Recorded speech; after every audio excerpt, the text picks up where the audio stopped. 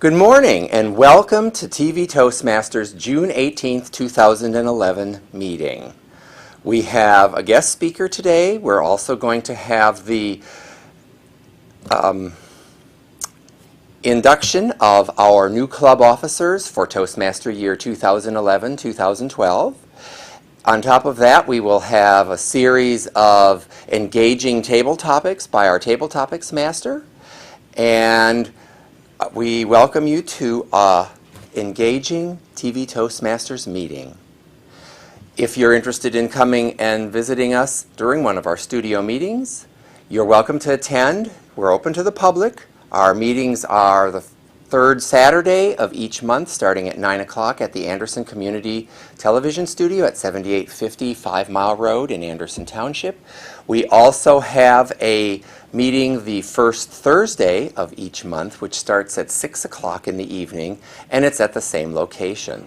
So don't be shy, come and visit us, check us out. What I'd like to do at this point is introduce our Toastmaster for our meeting today. Sheila Mudbaker, Distinguished Toastmaster, has graciously agreed to serve as our slow down, Steve. Sheila Mudbaker, Distinguished Toastmaster, has agreed to serve as our Toastmaster for today's meeting. Help me welcome Sheila.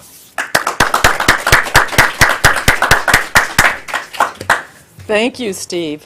As usual, it's an honor to serve as a Toastmaster for TV Toastmasters, and I welcome all of you from our studio audience and from our home audience. Today, we are very lucky to have Phil Barth, who we will talk to later on today. Phil Barth is the winner of the District 40 Toastmasters Conference, so we are quite fortunate to hear a speech that he is planning to take with him to Las Vegas in August for the semifinalist competition for Best Speaker in the entire world. Well, only Best Speaker in part of the world, and then Best Speaker in the entire world next. So, before we go anywhere else, life is not worth living unless you've learned a new word. So, our word of the day master is Darren Henderson. Please welcome him.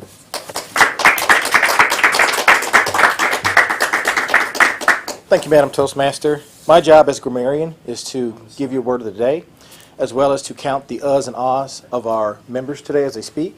I'll also be looking out for excellent use of the English language, good vocabulary usage. And the word of the day is reticent. And reticent means reluctant to share one's thoughts and feelings, and restrained or unwilling. An example of the word is, the pitcher is usually among the most reticent Reds players, so a statement from him falling somewhere between candid and brash rates as a surprise. So please make use of the word reticent today in your speeches. Madam Toastmaster. Thank you. I've never been reticent. Never. We will have, of course, this morning, we will have a timer, and Rita Ferguson will be working as a timer, and later on she will tell us how we are doing in terms of time, because everything in Toastmasters is timed, and we try to stay within the time limits, not too little, not too much. Each person in the room will be involved in some way or another, either in a camera, as a timer, as a speaker, as a Tabletopics competitor, whatever we need. No one goes unscathed unless they're just a new visitor and they're just coming to watch us. So if you're just coming to watch us, please stop by. We won't make you do anything the first time you come here. Our first speaker and only major speaker today is Phil Barth, and we are going to rearrange the stage slightly so that Phil can give his speech, which is a speech guaranteed to dazzle us. And now, the treat of the day. Phil Barth, the winner of the District 40 Toastmasters International Speech Contest, who is going on to the semifinals in Las Vegas in August. He will be one of 81 competitors who will all want to be in the finals, and we know that this speech will take Phil to the finals. So, with no further ado, the speech, Phil Barth.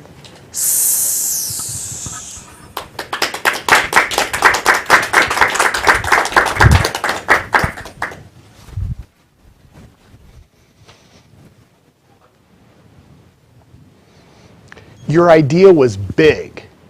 It was bold. Your idea was brilliant. But how often do you have a big, bold, brilliant idea? Before you can taste the success of that idea, do you ever feel like something's holding you back? Madam Toastmaster, fellow Toastmasters at home and in our TV audience, and anyone who longs for the taste of success, the object that is holding you back is inside of you. You want to know what it is? It is a flock of chickens.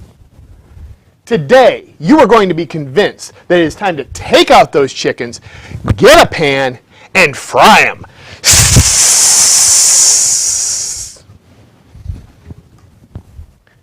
23 years ago, I sat in my cubicle. I was daydreaming. Daydreaming of Beth.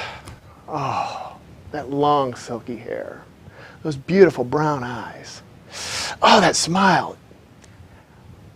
I ought to ask her out. As soon as I had that thought, I was pulled out of my daydream and pulled out of my chair by a chicken. You can't ask her out. She's beautiful, and you're a computer geek. He had me there. Back then I was a computer geek. But geek or no geek, I want to ask her out. But what if she says no when you ask her out? Then you won't have a date. I haven't had a date in 7 months. And besides, what if she says yes? What if we hit it off? Why, 23 years from now, we could be married, have 3 kids, and a dog. Or, and this is where the chickens get to you, they build these elaborate fox in the henhouse disaster scenarios that are never going to happen, but they want them in your head to hold you back. Or she could walk up and down the halls going, Phil Barth asked me out. Phil Barth asked me out. Ew! When you are faced with the chickens of fear, self-doubt, and negativity, you need to take action. And that is exactly what I almost did.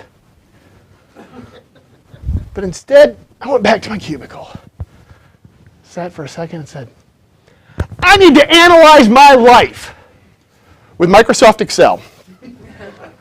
I built a really nice spreadsheet. It took into account my family history and some other factors, and I determined that I have been given on this planet, at best, 89.867 years. Now, did I mention I was a computer geek? 0.867? That sounds like a big number, 89.867. But the next number was how much I had already spent at that time. 25.309% of my life had already been given to chickens. 25.309. For you non-computer geeks, that's a quarter. 1/4 of my life given to chickens. That was a shocking number. But the good news was there was still 3/4 left. And I could do something about it. I could take action.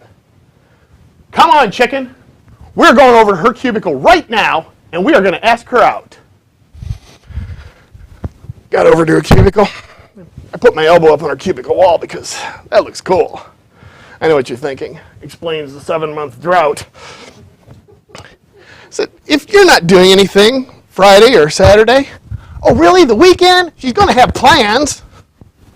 If you don't have plans, I was thinking maybe we could go out to dinner. Go out to dinner? Wow, that sounds too formal for a first date. You should have said get a bite to eat. You know, get a bite to eat. You like to eat, don't you? Oh my God, did you just call her fat? The relationship chicken had me on the ropes. When you are on the ropes, you cannot let go of your big, bold, brilliant idea.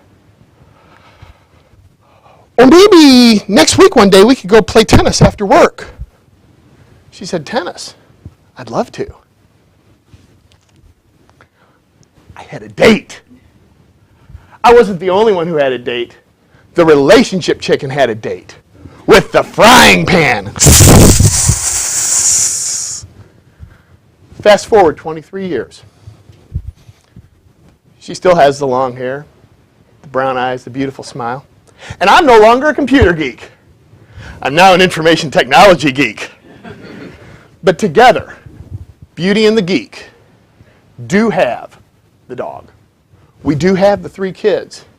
And we are married to each other. That's right. For the past 2 decades, her name has been Beth Barth. That was a chicken she had to fry. Ladies and gentlemen, what does your spreadsheet say? Can you afford to give those chickens another day? What is your big, bold, brilliant idea that you're being held back from? Do you want to build a home for orphans?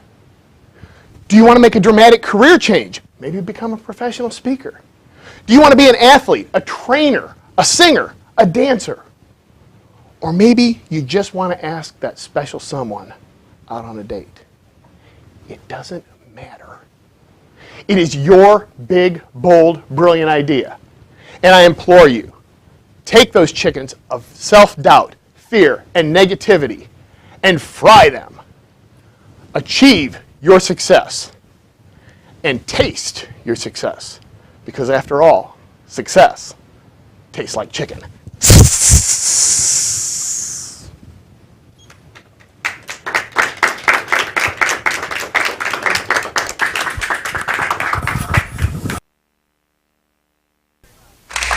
Thank you very much. And now for our next speaker, Stanley Glitchner.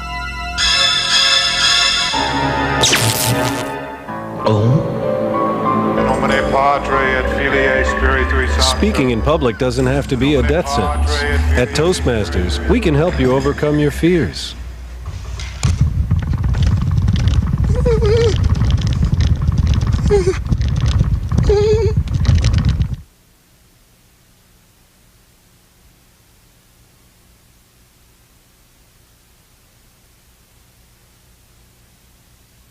The next segment of this meeting involves the installation of the 2011-2012 officers of TV Toastmasters. And to conduct that installation is former District 40 Governor James Brenza, who also happens to be a member of TV Toastmasters. So please welcome James Brenza.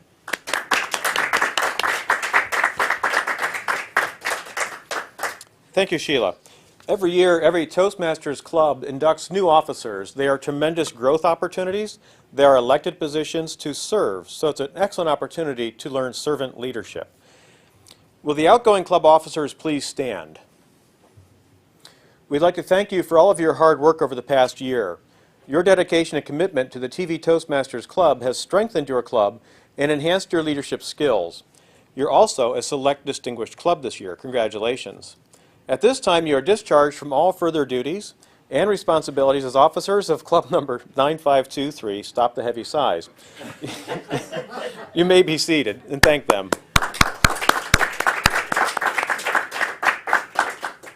Will the new officers please come forward standing in the following order? Production Assistant, or Production Director, Sergeant of Arms, Treasurer, Secretary, Vice President of Public Relations, Vice President of Membership, Vice President of Education, and President.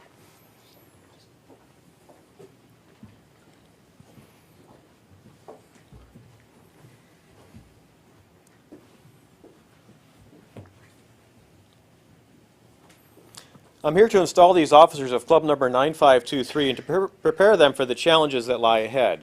Their collective challenge is to make this club strong, dedicated to helping people from all walks of life to speak in an effective manner, listen with sensitivity, and think creatively. You don't have to do it alone. The district offers help at your district officer training in July and throughout the Toastmasters year. I will ask each officer to step forward as I briefly describe the challenges presented and your responsibilities for you to honor. Each officer will hold the gavel as a symbol of the leadership entrusted to you. Nikki? As the production advisor, Nikki, the production advisor advises the club on the finer points of producing a cable cast. Will you perform these duties to the best of your ability? Yes, I will. The Sergeant of Arms, Mary Arms. Can't touch it. The Sergeant of Arms sets up the meeting room, greets all guests and members to make them feel welcome. Additional responsibilities for this office include reserve meeting rooms in advance and maintain all club equipment and materials. Will you perform these duties to the best of your ability? Yes, I will. Pass the gavel, please. Carol Kormelink, as the treasurer. The treasurer is responsible for all club financial policies, procedures, and controls, collects members' dues, keeps accurate records of all financial transactions, prepares the treasurer's report, and distributes it to the membership periodically. Additional responsibilities include preparing an annual budget for the club, issue payment to world headquarters for dues and new member fees, and file membership reports and pay all bills promptly. Will you perform these duties to the best of your ability? I will. She's not here. Viola Jordan is the secretary.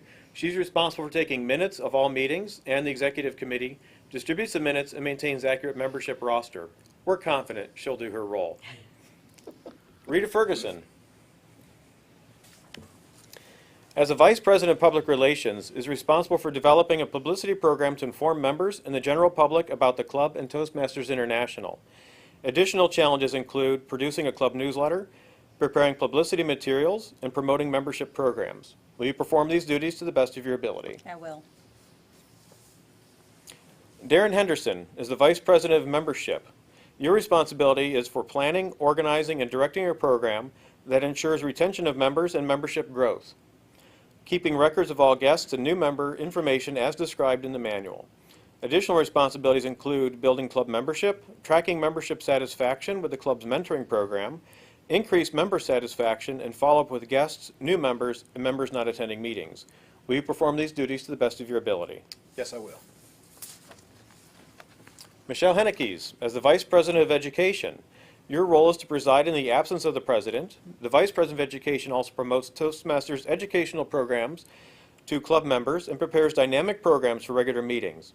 Additional responsibilities include ensuring roles for each meeting are filled and the published meeting roster, promote participation in the educational program, maintain records of members' speeches, and track the educational progress of each member, make sure all members understand the importance of excellent evaluations and know how to evaluate, orient new members to the program, administer the club's mentoring program, and administer speech contests. Just a few things. Will you perform these duties to the best of your ability? I will. Distinguished Toastmaster Steve Ehrenholtz, having been elected the president of Club 9523, you are its chief executive officer and will be expected to preside at all club meetings and all regular and special events. It is your challenge to see that this club enables its members to achieve their educational goals. It is also your challenge to see that the club helps the area, division, district, and Toastmasters International to meet their goals. Please accept the gavel as a symbol of your leadership and dedication to office. The gavel is a symbol of power and authority given to you by the members of this club. Use it wisely and with restraint. You are a member of your team as well as a leader. A team is more than a collection of people. It is... Really? Yes, it is. It is an emotional force rooted in the feelings, thoughts, and actions of all members with the common goal of achievement. Where's my teleprompter? Common goal of achievement, sharing, and mutual support. Work with your team members to create a healthy, dynamic club, a club of which everyone will be proud. Will you, as president, accept this challenge and perform your duties to the best of your ability? I will. Give that back, just in case you're out of line. Will everyone please stand? The growth and development of the Toastmasters program in Club 9523 depends largely on the actions of this group. On your honor, as men and women of Toastmasters, do you pledge to individually and collectively stand by this club, live with it, and work within it throughout the coming year? I will. That which Toastmasters have brought together, let no man put aside. Oops, wait a minute. That's for later this afternoon. Please join me in congratulating our new officers. Where'd Sheila go? Madam Toastmaster. Ladies and gentlemen, you may leave the stage. Not as exciting as the royal wedding, but certainly less expensive. We know personally those who were involved in it, and no horses were used. I'd like to begin tonight with a little joke. This guy, he's a farmer, and he says,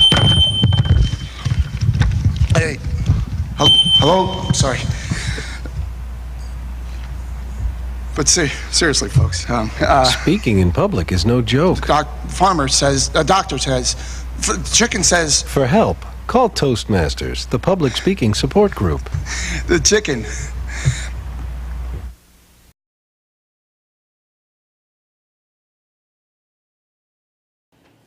The next item on our agenda, table topics. For those of you who are new to TV Toastmasters, table topics are questions that are asked by the Table Topics master of those who are in the room. She calls on someone, and that person must instantly answer the question. Now, sometimes the person answering the question has no idea what the answer is, so they make it up. But we always look forward to hearing what interesting things people have to say. And speaking of interesting, our Table Topics master is the very interesting Carol Kormelink. Thank you, Madam Toastmaster. Oops, pardon me. Okay. I didn't realize that Phil's speech, that my table topics go right along with Phil's speech. I received this book in the mail because I helped sponsor this man, and I read the acknowledgments. But I missed, he wrote me an email and said to look at the acknowledgement, that my name is in there as being acknowledged and helping him perform his Dream Big, Act Big. Who would like this book? Who would like this book? We all would. Who would like this book? Who would like this book? Who would like this book? I would. Who would like this book? We would. Who would like this book? Who is the author? Who would like this book? Croy Sather. Thank you, Phil. Thank you, Carol. Now, all of you wanted the book. What made the difference? Phil took action. And that's what Croy Sather, who ran 3,100 miles from San Diego to New York, he did 100 marathons, gave 100 speeches in 100 days. And I thought that would be a good topic for our Toastmasters tonight. He also wrote a book on a better body, better life, never diet again. And I also have the workbook, and I'm going, finally, I think I may get a handle on what I believe in and live what I believe in. So my questions today are going to be based on Croy Sather's Dream Big, Act Big. And my first question is, what would you do if you knew you couldn't fail? And I haven't seen this guy for a while, so Billy, would you please come up and tell us, what would you do if you knew you couldn't fail?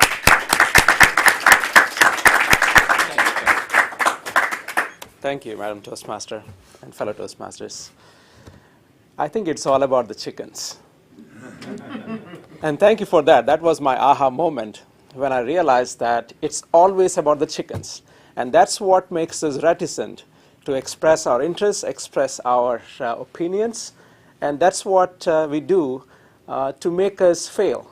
So the table topic is, what would I do if I knew I couldn't fail? Couple of things. I would make sure to find out factors that would derail whatever I was doing and be better prepared. I would also look at other people's experiences and learn from them. what are the things I would do? I would also tend to dream bigger than what I have dreamt before. And I know we are all making up this, and I'm making up as we go. And there are butterflies in my stomach that makes Amazon look like a park. but that's a different topic altogether, right? So this is what we want to do. When we dream big, we always think about failures. We always think about the chickens. But to make sure that we achieve those is to learn from our failures, to learn from our mistakes. And also, people have failed before. We can learn from them. We can read books, we can prepare.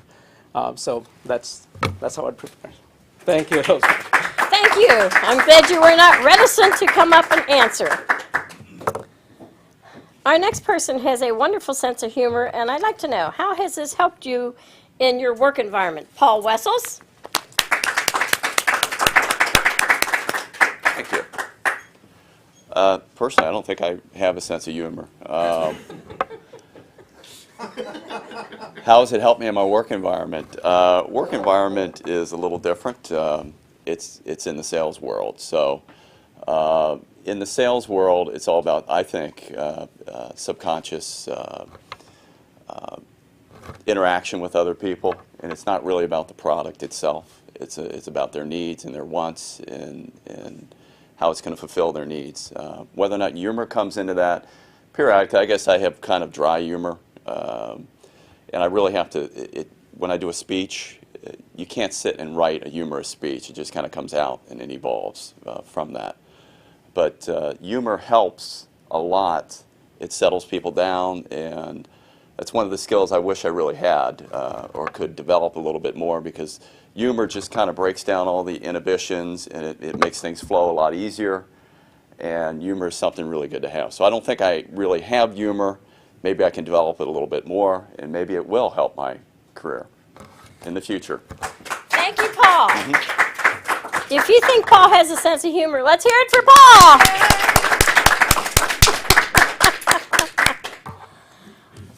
In my emails back and forth with Croy, I said that I had a goal to live to be 100, and he wrote me back and said he has a goal to live well beyond 100. In fact, his goal is 150. And that many people believe it's possible, and he certainly does. So he told me about, he watched an interview with a man who's 109, plans on living much longer because he has more books to write, and he walks 1.5 miles every day.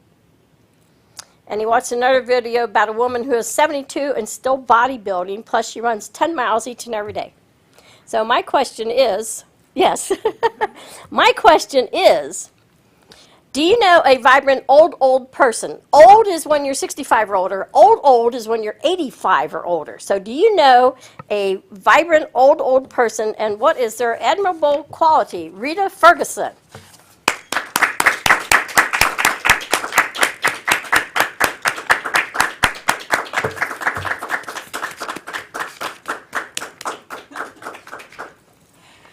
Do I know an old person? Yes. In fact, I know several old people. My husband's aunt died at 104. She was born in the 1800s, lived through the entire 1900s, and died in about 2001. So she was an amazing woman herself. I would say one of the most admirable qualities that she had was that at that age, when you have children and grandchildren and great-grandchildren and nieces and nephews and grandnieces and grandnephews and all the huge family, she stayed in touch. It's really an amazing thing when you pick up the phone and there's a 95-year-old woman saying, "Hey, how are you doing?"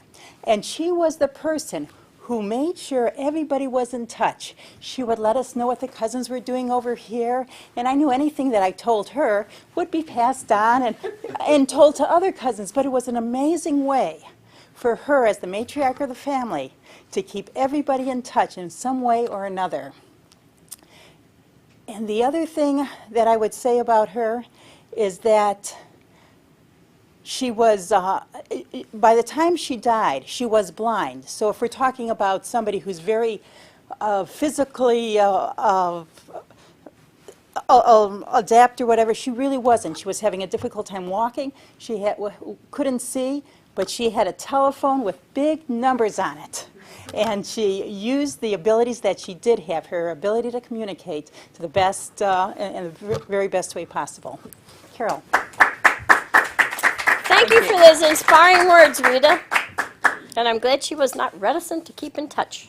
Thank you very much. So he says that a lot of people told him he couldn't run 100 marathons in 100 days, and he proved them all wrong. And he said he has another next big challenge. In August, he's going to break the world record for running across Death Valley. It's called Badwater because of the town where it starts.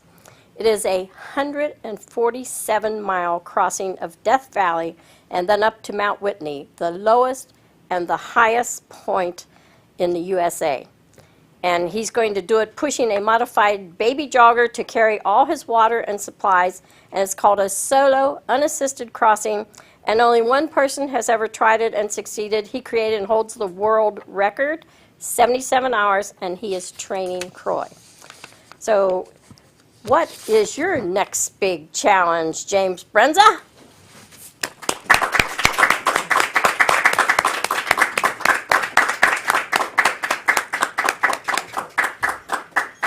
Thank you, Carol. My next big challenge, brace yourselves, is to sit still for upwards of 10 hours per week, studying my computer screen diligently, and remain reticent throughout the whole time. My big goal is to finish writing my book. I started a book several months ago, and it works great when I'm traveling on an airplane because I can concentrate and work beautifully on my little tiny computer and write prolifically. The problem is I typically drive to work, not fly to work. And I've found it may shorten my life expectancy if I try to type and write while driving. So my goal is to start spending enough time, about 10 hours per week, so I can start completing at the pace of 1 chapter per week. It's a bit of a challenge because I lead a fairly busy life. I tend to work till about midnight every night and then start again the next morning about 6 a.m. So I've got to start finding a way to carve out some of that work time and start creating some personal concentration time so I can start focusing and hit my goal of completing that book. One of the key elements I've found is accountability. Accountability to myself and accountability through peers. So by discussing where I'm going with my book, discussing the progress, and having them challenge me on the results and challenging me on the progress, I hope I can hit my goal. Madam Tabletopics Master. I'm sure you will hit your goal. And the next time I talk to you, I'll introduce you to the timer that helps you accomplish 36 hours in a 24-hour day. The next questions are different parts of the question, so even though you won't answer the first part of it, be ready because the second part hinges on the first part. So my first question is for everyone to be thinking about. What was the best day at work in the last 3 months? And don't be reticent, Mary, when you come up and tell us, what was your best day at work in the last 3 months? That is a good question. Actually, the best day I've had at work is when we went in our club, where I work in a senior club, and we went from 10 people up to 27 people on just a regular day on a Friday playing euchre. And that was our best day and my best day. I was just happy it was happening. And thank you. Thank you very much. Thank you, Mary. And remember the first part of the question. So the person answering next, what were you doing on your best day at work? Don West, if you would please come forward. Don West, I know he has to come off of the camera here, so it'll take him a second to get up here.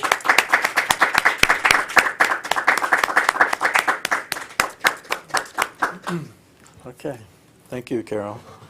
This is my favorite part of the program, the speeches where you need to come up here and you didn't have to prepare for them at all. I was on the camera back there, and I'm trying to remember the question. Could you give me a hint, Carol? Thank you. What was your best day at work in the last 3 months, and Best day. what were you doing on your best day? That's what I want to Okay, know. my What were you best day doing? at work. I was just sitting at my desk thinking about coming.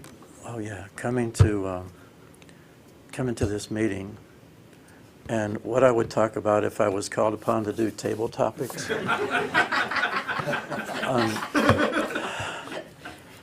I was thinking that one of my primary goals here is not to unintentionally say I don't want to unintentionally say So I said it a few times, but that was intentional.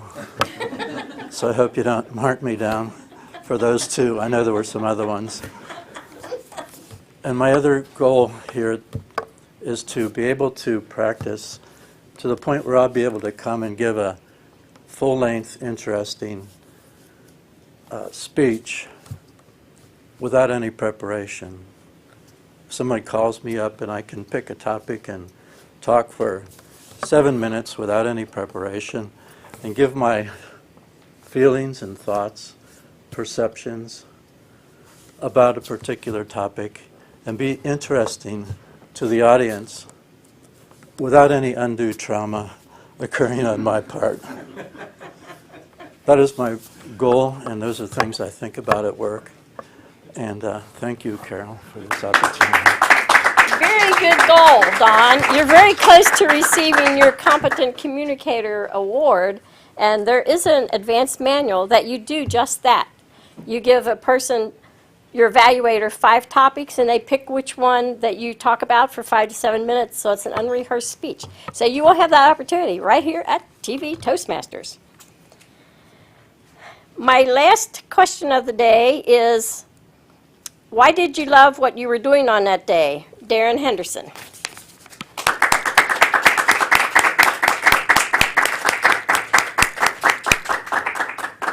Thank you, Madam Tabletopics Master, fellow guests. When I think back of what I was probably doing on that day, as some of you may know, we went through a difficult transition where I work at. We went to a new accounting system and computer system. And it was probably the day where everything came together and I realized it wasn't going to be a complete disaster and looks like we kind of had a handle on things. And whenever you have a project where initially it looks like it's overwhelming and you kind of break it down into small pieces and eventually you realize that you can overcome it, I think that's satisfaction. If we had easy tasks, no one really celebrates easy tasks, right? You only really get pumped up when you accomplish something that was very difficult. So I think for me and for other people at the plant I work at, probably the point where we found out that we were going to survive and we were going to kind of eventually get back to business as usual was probably the best day. I can't tell you exactly what day that was. It wasn't like a eureka moment. It was just eventually you kind of came to that understanding. But that was probably going to be the best day. Very good. Thank you. You sort of crossed the finish line, and that's what he says. Success is crossing the finish line. And he said you have a compelling reason to succeed. He found his, and what is yours? Madam Toastmaster.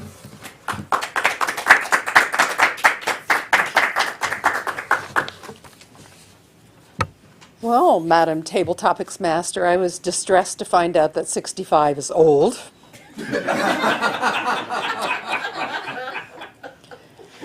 And I don't consider 85 old. I consider that old, and then we get to old. And I also was distressed at the mere thought of running across Death Valley with a little baby thing with all of my supplies. I've never run 77 miles. I've run 26.1 miles, 26.2 miles that is. I've done a marathon. I've done a mini marathon. I've done 5Ks. It's getting smaller and smaller. I'm dreaming small. I'm dreaming very small. And I do celebrate the easy things in life. Despite, I don't want drama. Thank you so much.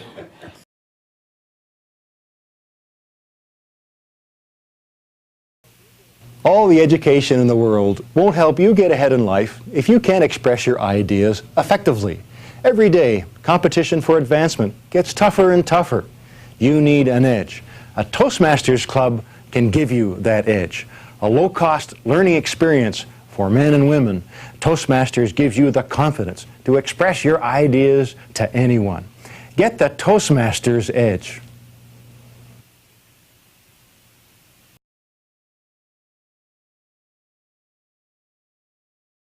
Our next item is evaluation.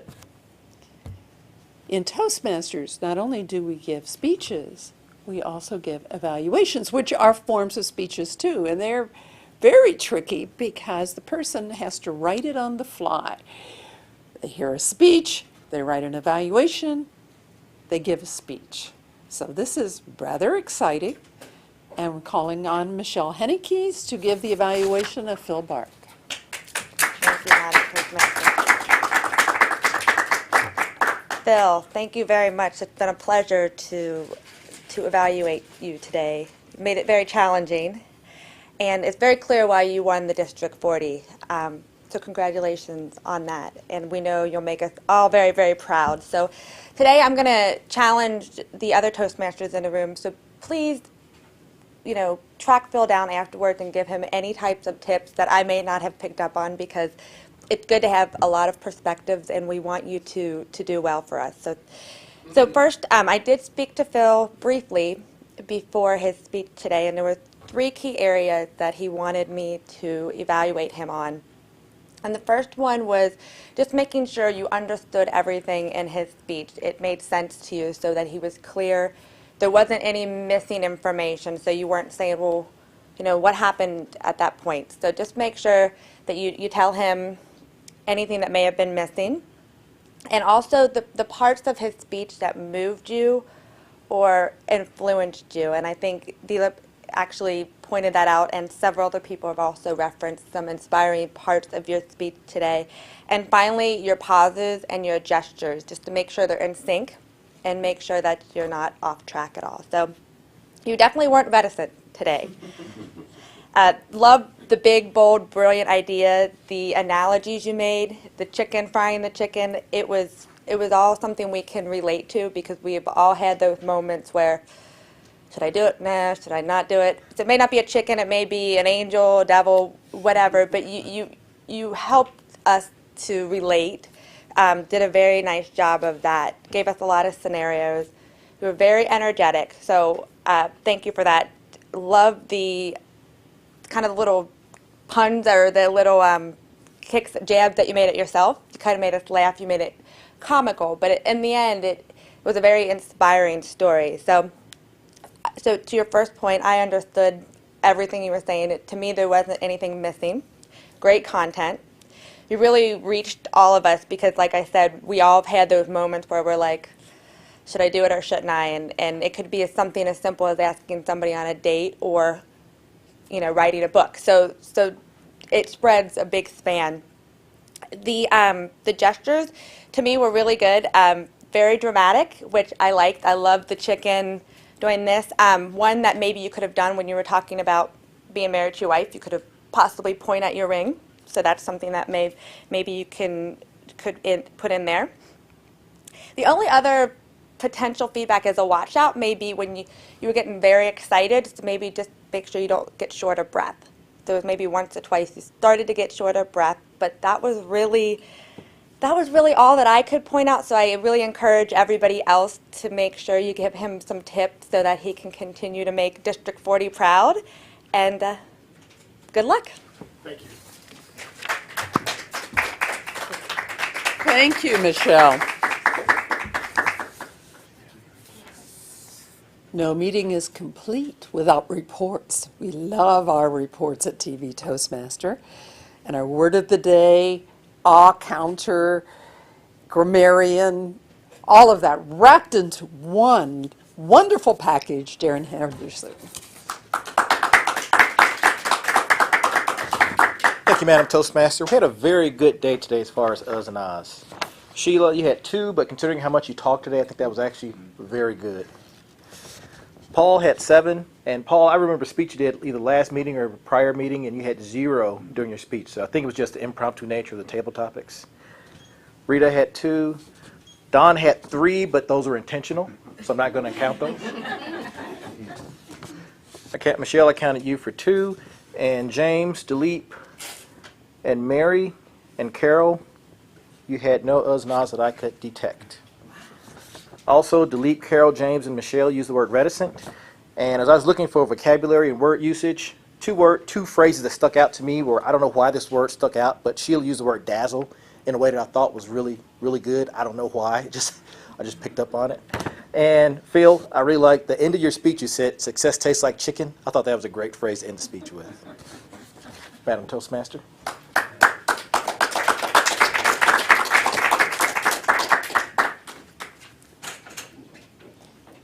We love our timing, and we love our timer. Rita Ferguson. Please welcome Rita.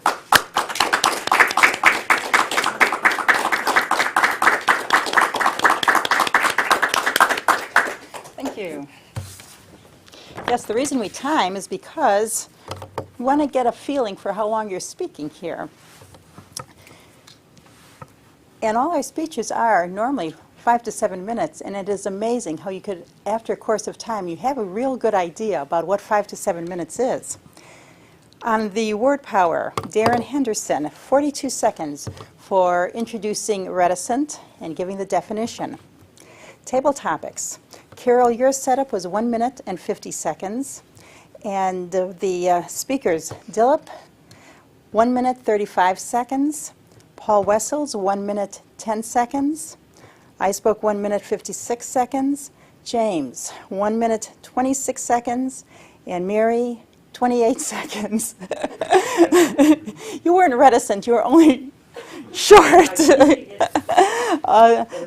Don, 1 minute 29 seconds. And Darren Henderson, 1 minute 4 seconds. Our scheduled speakers, Phil Barth, you'll be happy to know it was 6 minutes and 33 seconds. So you've got at least another minute if you need to. James Brenza during the installation, 6 minutes and 50 seconds. Michelle, your evaluation of Phil, 3 minutes and 7 seconds. And Darren, your grammarian report, 51 seconds. Madam Toastmaster. Thank you.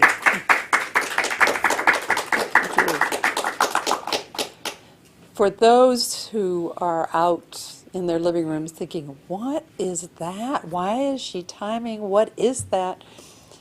Our table topics are 1 to 2 minutes. So if one of us had spoken for 6 minutes, the rest of us would have not only booed, we would have drugged them right out of the studio and thrown them out on the street. Our speeches each have specific times, a beginning and an end, and so do our evaluations. So everything is timed, and we work hard to be respectful of our audience. Our final evaluator and speaker for the evening is Steve Ehrenholtz, who is our general evaluator of the meeting and the evaluations and of all things Toastmasterish. So please welcome Steve Ehrenholtz, who will also close out the meeting. Thank you, Madam Toastmaster. Evaluator of all things Toastmasterish. Well, there's nothing reticent about that. My role as the general evaluator is to provide feedback to the participants in today's meeting, give them some feedback on how they did. You have had the benefit of other people's evaluations specifically for things like our prepared speech, our guest speaker today, Phil Barth, and also James Brenza's installation of the officers.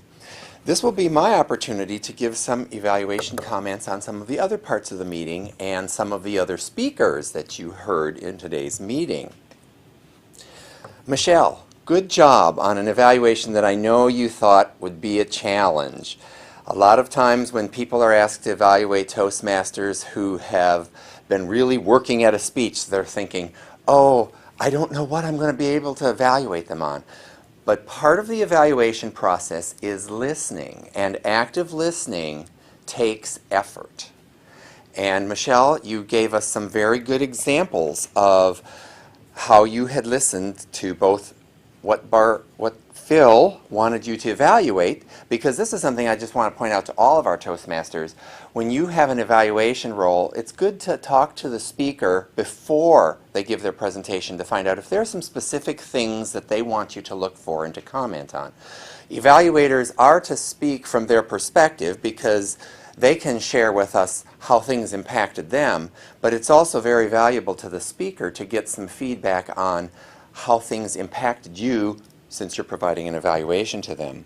You provided some specific examples of things that you really liked, as well as a couple of suggestions for things that Phil could improve.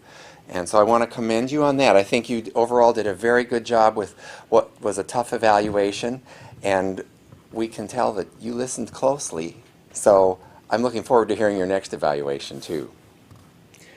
Darren, you were our word of the day, grammarian and counter. I really like to hear how you listened for the use of ahs and ums. You didn't use any ahs and ums. Also for grammarian faux pas that we might have used.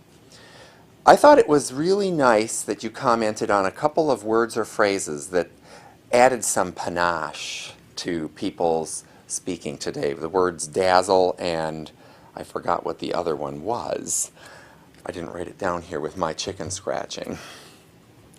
Rita, good job on timing, and I appreciated the explanation that you provided to the audience as to why we do timing in order to stay on time. And that's one of the things that we're going to be able to do with today's meeting. We have basically 58 minutes for our meeting as far as the time allocation for our cablecast. And we will meet that today without any trouble. So that's very good. And having been a person that occasionally does the editing of our video, it's nice when you're not having to search for where you can knock out 10 seconds here and 5 seconds there so that we're within our 58-minute time allocation. There are a couple of other things that I would like to cover before I close today. Overall, I want to thank all of you that are here today. We've had to make a few changes at the last minute. Our Toastmistress of today, Sheila, thank you for filling in, and you did a very good job. You can see that Sheila is very comfortable serving as a Toastmaster, and she adds some personality and interest and enthusiasm to our meeting. So thank you. Let's give our Toastmaster for today a hand. You may wonder where our club president is today. I'm filling in for him since I'm the vice president of education. He has some training that he's attending today, but one of the things that he is also involved with, and for those of you who live in Claremont County, you may have heard something about this, but Rick is promoting the Claremont Challenge. This is where Claremont County collectively is going to try and lose 100,000 pounds. So that means we could have 100,000 people each losing a pound, or a couple of very substantial people losing stuff in the tonnage range. And I don't think that that's too likely. I think the first is much more likely to happen. So there is, if you would like to find out more information about this, if you live in Claremont County, you can find it on the web at www.claremontchallenge.com. And they will have a number of Monday meetings, I suspect, and they don't say it here, but I suspect that that's probably when they want to, A, know how much you're willing to commit to losing, and B, they probably will have a scale there to do a weigh-in. Doesn't say anything about it, doesn't say if they'll do it isolated from the surrounding people or what, but if that's something that you're interested in, and it often is easier to accomplish things when you have other people working on the same goal. The other thing that I want to bring to people's attention is that for our new club officers and people who have been club officers before, but they have a new role, the District 40 Toastmaster Leadership Institute will be Saturday, July 9th from 8 a.m. to 1:30 p.m. It's going to be held at the Fairborn Holiday Inn in Fairborn, Ohio. And after our meeting here, I would like for the club officers that are here today, if you'd like to travel together, I think that that would be nice. That way we don't have to take so many cars. And we're more assured that we'll be there at 8 and we'll probably leave at 1:30. I invite all of you who are looking in from home or have wondered about Toastmasters, what is it, what do they do? Please think about coming and visiting us. As you heard mentioned during our meeting by our Tabletopics leader, we don't require visitors to participate in our meetings. We will talk with you beforehand and find out what your level of comfort is. If you're here just to kind of take in everything, that's not a problem. But come and check out Toastmasters. Communication is something that we do every day in a lot of different circumstances, and so it's something that everyone can benefit from. Our next meeting will be July 7th. That is our Thursday evening meeting at 6 o'clock at the Anderson Community Television Studio at 7850 5 Mile. And our next Saturday meeting will be July 16th at 9 a.m. at the same location. I wish you a good month until we're here again, and I call the meeting of TV Toastmasters 9523 to a close.